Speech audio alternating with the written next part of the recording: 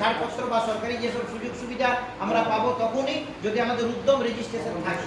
উদ্যম রেজিস্ট্রেশন মানে হলো কি, যে আপনাকে একজন উদ্যোক্তা, আপনি যে একটা উদ্যোগ নিয়েছেন সেইটার আপনি রেজিস্ট্রেশন করাচ্ছেন যে আমি একটা উদ্যোগ শুরু করছি, তাতে যে কোনো উদ্যোগ সেইটাকে বলছি উদ্যম রেজিস্ট্রেশন। মন দিয়ে শুনবেন। উদ্যম রেজিস্ট্রেশন করতে গেলে কি কি লাগবে? আপনাকে প্রথমত আধার কার্ড চাই। আধার কার্ড, আধারের সঙ্গে মোবাইল লিংক চাই। মোবাইল লিংক ছাড়া হবে না, কারণ একটা ওটিপি যাবে, সেই ওটিপিটা কনফার্ম করতে হবে যে আপনিই করাচ্ছেন, আপনার আধার কার্ড নিয়ে অন্য কেউ করে দিচ্ছে। কিন্তু সেটা হয় না, তার কারণ কি একটা ওটিপি যাচ্ছে, সেই ওটিপিটা আপনাকে কনফার্ম করতে হবে। তাহলে আধারের সঙ্গে মোবাইল লিংক চাই। তারপর ওইটা গিয়ে পোর্টালে আপনাকে করতে হবে, আপনার যে উদ্যোগ সেটা রেজিস্টার করতে হবে। এবং আপনার একটা ব্যাংক অ্যাকাউন্ট চাই। অ্যাকাউন্ট ছাড়া হবে না, কারণ সরকারি যে কোনো টাকা পয়সা সব ব্যাংকের মাধ্যমে লেনদেন হয়। হাতে কেউ দেয় না এখন, সরকারি টাকা হাতে দেয় না। যা আপনাকে দেবে সেটা আপনার অ্যাকাউন্টে। তাহলে আপনাকে অ্যাকাউন্ট হোল্ডার হতে হবে, একটা অ্যাকাউন্ট করতে হবে, একটা আধার কার্ড থাকতে হবে, আর আধার মোবাইল লিংক চাই। এগুলো নিয়ে আপনি এই উদ্যম রেজিস্ট্রেশন আপনি করাতে পারেন। এটা অনলাইনে আপনি যদি কম্পিউটার জানেন, ঘরে বসে আপনি করতে পারেন। .in পোর্টালের নাম, সেই পোর্টালে গিয়ে আপনি রেজিস্ট্রেশন করতে পারেন। কিছু কিছু প্রাইভেট সাইট আছে, সেখানে কিন্তু রেজিস্ট্রেশন করবেন না, করলে কিন্তু ফিস নিয়ে নেবে, 2000, 2500, 1500 টাকা ফিস নিয়ে নেবে, আর ওটা প্রাইভেট পোর্টাল। আর কম্পিউটার জানি না, আমার বাড়িতেও কেউ কম্পিউটার জানে না, কম্পিউটার নেই, তাহলে আপনি কি করবেন? তাহলে আপনি সাইবার ক্যাফেতে যাবেন, যারা মোটামুটি জানে এইসব এমএসএমই কাজ করে, লোনের কাজ, এমএসএমই রেজিস্ট্রেশনের কাজ, প্রজেক্ট তৈরির কাজ, এইগুলো যারা করে, সঙ্গে আপনি আধার কার্ড নিয়ে যাবেন। পাসবই যে ফার্স্ট পেজটা দেখবেন সব লেখা থাকে অ্যাকাউন্ট নাম্বার। আমি আচার তৈরি করে বললাম না, সেই উদ্যোগটার আপনি কি নাম দেবেন? ধরুন অমুক এন্টারপ্রাইজ, শিলা এন্টারপ্রাইজ, বা এই যে ধরুন এই কিষানের যেসব জ্যামজেলি আছে, এটা হিন্দুস্তান ইউনিলিভার তৈরি করে, এরকম একটা আপনাকে নাম কি করে চিনবে আচারটা আপনার তৈরি? বাজারে তো হাজার হাজার আচার দেখবেন সব রাখা আছে। তো তার জন্য আপনাকে একটা নাম দিতে হবে, এবং সেইখানে আপনি এবং কতজন কাজ করে, কি কি মেশিনারিজ আছে, কতদিন থেকে তৈরি করছেন, সমস্ত কিছু কিন্তু ওখানে সব ডিটেলস ওই ফর্মে কিন্তু ফিল আপ করে আপনাকে দিতে হবে। দিলে তারপরে একটা ইউএএম একটা নাম্বার পড়বে, সেই নাম্বারটাই হলো আপনার উদ্যম রেজিস্ট্রেশন নাম্বার, যে আপনি উদ্যোক্তা হিসেবে রেজিস্টার।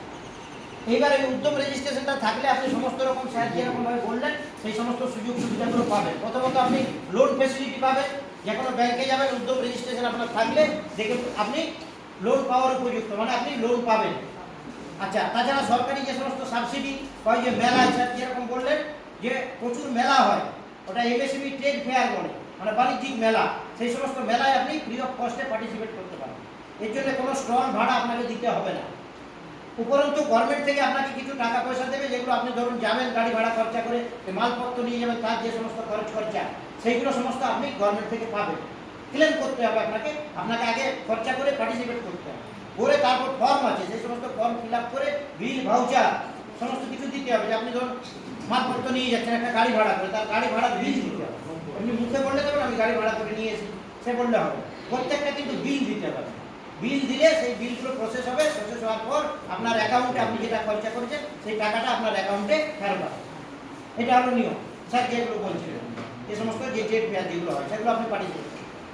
তাছাড়া স্যার যে বললেন যে জেম পোর্টাল যেটা আছে, গভর্নমেন্ট ই মার্কেট প্লেস, স্যার বললেন না, সেখানে আপনারা রেজিস্টার্ড হতে পারবেন, মানে উদ্যম রেজিস্ট্রেশন দিয়ে আপনাকে ওখানে রেজিস্টার্ড হতে হবে। সেখানে আপনাকে সব ডিটেলস দিতে হবে যে আপনি কি কি তৈরি করছেন, যেমন আচার তৈরি করছেন, কি কি আচার তৈরি করছেন, কত গ্রামের আচার তৈরি করছেন, তার দাম কত, সেগুলো ছবি দিতে হবে, না কি করে বুঝবো কোনটা কাজ আছে।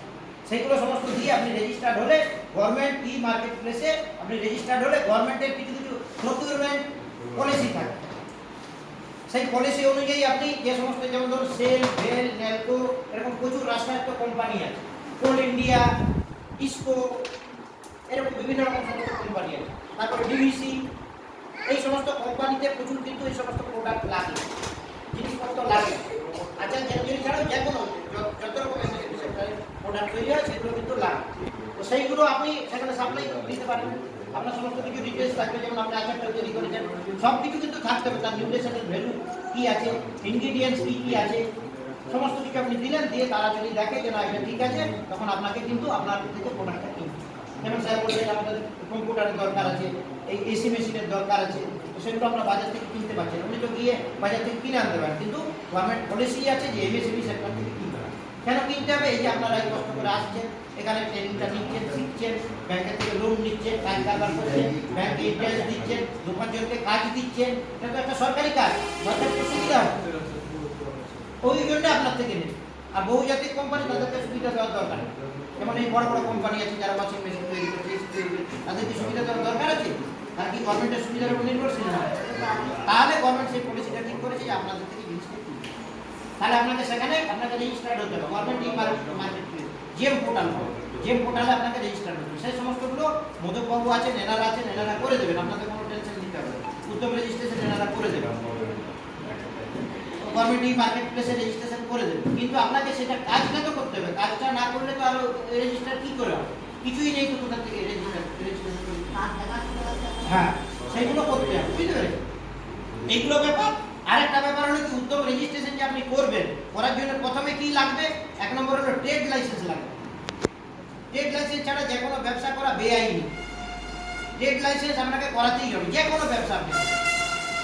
ট্রেড লাইসেন্স ছাড়া ব্যবসা হলো বেআইনি। ট্রেড লাইসেন্স কোথায় হয়? আপনি লোকাল পঞ্চায়েতে যাবেন, ওখান থেকে ট্রেড লাইসেন্স, এখানে গ্রামাঞ্চল সামান্য ফিস, কলকাতায় হলে 8,000 10,000 টাকা দিতে। এখানে আপনাকে দেখবেন 200-100 টাকা, 100 টাকা 150 টাকা। এখানে আমি জানি না অনলাইন হয়েছে কিনা, অনলাইনেও হতে পারে, অফলাইনে হতে পারে। যদি এখানে অনলাইন হয়ে গেছে, তাহলে যে কোনো সাইবার ক্যাফে থেকে বা বাড়িতে বসে যারা কম্পিউটার জানেন, কম্পিউটার ল্যাপটপ প্রিন্টার আছে, তারা বাড়িতে বসেই করে নিতে পারবেন। আর নাহলে আপনি সাইবার ক্যাফেতে যাবেন, সেখানে গিয়ে আপনি ওটা করিয়ে নেবেন। ট্রেড লাইসেন্স করাতে গেলে কি লাগে? যে জায়গা আপনি যেখানে করবেন, জায়গাটার মালিক কে? জায়গাটার মালিক তো দেখেছেন, আপনারা জানেন, উনি মালিক আছেন, ঠিক আছে, ওই যে যার বিল ফ্যাক্টরি। এবার তার থেকে আপনাকে অথরাইজেশন নিতে হবে, তিনি বাড়ি ভাড়ার বিল সমেত লিখে দেবেন যে এনাকে এই কাজটা করার জন্য আমি এত দিনের চুক্তিতে আমি এনাকে এটা দিলাম, লিখে দিতে হবে। নাহলে তার জায়গা কে ব্যবসা করছে, তারপরে এসে 2 দিন বাদে তুলে, তাহলে সেইটাকে, এবং তার ট্যাক্সের রিসিপ্টটা দিতে হবে। প্রকৃত যে তার জমি, সেটা পঞ্চায়েত কি করে জানবে? তিনি যে ট্যাক্স দিচ্ছেন তার রিসিপ্টটাও তার সঙ্গে অ্যাটাচ করবে, দিলে ওটা পঞ্চায়েত দেখবে যেটা ঠিক মতো আছে কিনা, ঠিকঠাক আছে, তবে তাকে কিন্তু লিখে দিতে হবে। তার ওই ট্যাক্সের রিসিপ্ট সমেত তাকে লিখে দিতে হবে যে আমি এনাকে এই জায়গাটা এতদিনের জন্য এই সব করার জন্য আমি দিলাম। তারপর পঞ্চায়েত সেটা ইনকোয়ারি করে দেখবে যে প্রকৃত সে দিয়েছে কিনা, সত্যি কি মিথ্যা, দেখে তারপর ওই পঞ্চায়েত যে সদস্য আছে তার মারফত খবর নেবে আপনার এলাকায় কি থাকেন, কোথায় থাকেন, কার বাড়িতে থাকেন, কি করেন, বলে তিনি একটা ইনকোয়ারি করবেন, বলে তিনি রিপোর্ট দেবেন যে না সব ঠিকঠাক আছে, তখন আপনাকে ট্রেড লাইসেন্স। ট্রেড লাইসেন্সটা কিন্তু প্রত্যেক ব্যবসার কিন্তু ম্যান্ডেটরি, নাহলে কিন্তু আপনি ব্যবসা করতে পারেন, ঠিক আছে? ওই ট্রেড লাইসেন্স হলো। আরেকটা কি জিনিস লাগে, যেমন ধরুন যে এই সমস্ত জিনিস আপনি তৈরি করবেন, এর প্রধান উপকরণ হচ্ছে আগুন। আচ্ছা, তৈরি হবে মানে গ্যাস চুলা বা ওভেন, এগুলো আপনার লাগবে, নাহলে কিন্তু হবে না। তো তাহলে এই জন্য একটা ফায়ার সেফটি লাইসেন্স করাতে, যেমন ধরুন কোনো রকমভাবে আগুন লেগে, ধরুন গ্যাস সিলিন্ডার বাস্ট করলো বা কিছু করলো, না হোক কিন্তু হতে তো পারে, যেমন বা কোনো কিছু একটা আগুন ধরে গেল, কিছু হলো, তখন আপনার কি হবে? আপনার হেভি কেস হয়ে যাবে যে আপনি কেন অগ্নি নির্বাপন ব্যবস্থা নেননি। কিন্তু সেই ব্যবস্থাটা যদি আপনার থাকে, আপনার যদি ফায়ার লাইসেন্স থাকে, তাহলে কেসটা হালকা কেস, যে হয়ে যেতেই পারে যে কোনো সময়। যে ড্রাইভার যদি ড্রাইভিং লাইসেন্স থাকে, অ্যাক্সিডেন্ট করলে হয়ে যেতেই পারে, সে তো নিজে ইচ্ছে করে তো করেন, সেই রকম এটা। আর যদি ড্রাইভিং লাইসেন্সই না থাকে, তাহলে কে তোমাকে গাড়ি চালাবে? তখন তার যাবজ্জীবন হয়ে যাবে, ফাঁসি পর্যন্ত হয়ে যাবে। কিন্তু আপনার যদি সব লাইসেন্স থাকে, তাহলে আপনার কেসটা হালকা কেস হবে, নাও হতে পারে কিন্তু হয়ে যেতে। তো ফায়ার লাইসেন্স আপনাকে একটা করা দেবে, মানে অগ্নি নির্বাপন ব্যবস্থা আপনাকে রাখতে হবে। দেখেছেন ওই মেলায় টেলায় গিয়ে দেখবেন ওই বড় বড় সিলিন্ডার রাখা থাকে, কার্বন ডাইঅক্সাইড গ্যাসে, দেখবেন ওটা যদি আগুন লাগে, ওটা প্লাস্টিকের পাইপ থাকে, পাইপটা গলে যায়, গলে গ্যাসটা বেরোয়, আগুনটা নিভে যায় বা আগুনটা কম হয়ে যায়, এরকম থাকে। ওই ওই ব্যবস্থাগুলো, ওটাকে বলা হয় আপনার ওই ডিস্টিংগুইশার, ঠিক আছে? ওইগুলো সমস্ত রাখতে হবে। বালি রাখতে হবে আপনাকে, চটের বস্তা রাখতে হবে। কোনো কারো আগুন, কিছু ধরনের গ্যাসে কাজ করছে, হঠাৎ করে আগুন জ্বলে গেল, গ্যাসের বস্তা চাপা দিয়ে দিতে হবে, তাহলে দেখবেন কি হবে, গ্যাসটা মানে আগুনটা নিভে যাবে। বালি দিয়ে দিতে হবে, বালি ফেলতে হবে, বালি ফেলে দেখবেন আগুনটা নিভে যাবে। বা ফায়ার ডিস্টিংগুইশার ওইগুলো থাকবে, ওগুলোকে চালু করে দিলে তাহলে দেখবেন আগুনটা নিভে যাবে। সেটা নাও হতে পারে, কিন্তু হয়, চটের বস্তাতে কাজ হয়। ওটা কিভাবে করতে হবে? এবার আগুনটা জ্বলছে তো দুম করে কি করে সেটা হয় অনেক সময়। গ্যাস হলে খুব বেশি জ্বলতে হয়, কিন্তু ওটা ব্যবস্থাটা নিতে হবে। সে তো হাসপাতালে নিয়ে যাচ্ছে, মানুষ মরে যাচ্ছে, সবাই যদি বাঁচাতে পারে, সেই রকম কথা। ব্যবস্থাটা নিতে হবে, হতেই পারে এই যে হাসপাতালে নিয়ে গেলে বেঁচে যাবে, তার কোনো গ্যারান্টি নেই, হাসপাতালে তো মরে যাবে। এই কথা নিয়ে গিয়ে ও তোমরা কথা বলো না, ভিডিও হচ্ছে। কোথায় ফেলছে, কোথায় নিয়েছে সেটা কিন্তু দেখবে। পরিবেশ ছাড়পত্র, এটা যদিও গ্রিন ক্যাটাগরি, 3টে ক্যাটাগরি আছে, রেড আছে, অরেঞ্জ আছে, গ্রিন আছে। তো আমাদের হলো গ্রিন ক্যাটাগরি, কিন্তু সেটাও ছাড়পত্র নিতে হবে। যে আপনি নোংরা করছেন, জল এখানে ধুলেন, ধুয়ে এখানে জলটা ফেলে দেবেন, হয়তো কারো বাড়ি বা কেউ হয়তো কোনো কিছু কোনো কাজে ব্যবহার করছে, সেটা তো করা চলবে না। তাহলে সেইটা আমাকে দেখতে হবে যে পরিবেশগত কিছু ক্ষতি হচ্ছে কিনা। ওই জন্য স্যার বললেন যে জিরো ডেফেক্ট, জিরো এফেক্ট। এটা একটা জেড ক্যাটাগরি, একটা ব্রোঞ্জ ক্যাটাগরি, যেটা প্রথমে হবে ব্রোঞ্জ। ব্রোঞ্জের জন্য অ্যাপ্লাই করতে হবে, ওই জন্য 10,000 টাকা ফিস আছে, কিন্তু এই ফিসটা দিতে হবে না, গভর্নমেন্ট থেকে সেই কনসালটেন্টের কাছে টাকা চলে যাবে। যদি আপনার উদ্যম রেজিস্ট্রেশন থাকে, তার মানে অলরেডি আপনার ডাটা ব্যাংক তৈরি করা, আপনার সব ইনফরমেশনের মধ্যে লোড করা, ওখানে ওতেই আপনার যে ইউজার আইডি পাসওয়ার্ড আসবে, ওখান থেকে আপনি অ্যাপ্লাই করবেন। অ্যাপ্লাই করলে আপনার ডিটেলসটা চলে গেল কনসালটেন্টের, মানে আপনার আশেপাশে কে কনসালটেন্ট আছে সেটা কিন্তু কম্পিউটার খুঁজে বের করবে, সিস্টেম খুঁজে বের করবে, তার কাছে চলে যাবে, সে আপনাকে ফোন করবে, আপনি এরকম করাতে চান, ঠিক আছে আমি যাচ্ছি। এবার আপনার কাছে আসবে, বসবে, আপনার সব ইনফরমেশন নেবে, আপনি কোথায় কী করছেন আপনি দেখবে, দেখে যা করার তিনি করে দেবেন। তার যেটা ফিজ সেটা গভর্নমেন্ট দেবে, ওই জন্য ফ্রি, জিরো, কোনো পয়সা লাগবে না।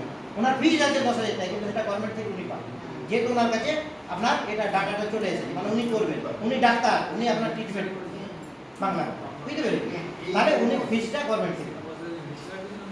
আর যেগুলো আছে সিলভার বা গোল্ড, সেগুলোতে সামান্য ফিজ, সেটা পরের কথা হবে, অনেক বড় ইন্ডাস্ট্রি হলে আইএসও হলে তখন হবে। তাহলে আপনি ওইটা করে রাখলেন যে আমি পরিবেশগত দিক থেকে কেউ কোনো অবজেকশন দিতে পারবে না, বলতে পারবে না। বা ধরুন আপনি হয়তো আগুন জ্বালাচ্ছেন,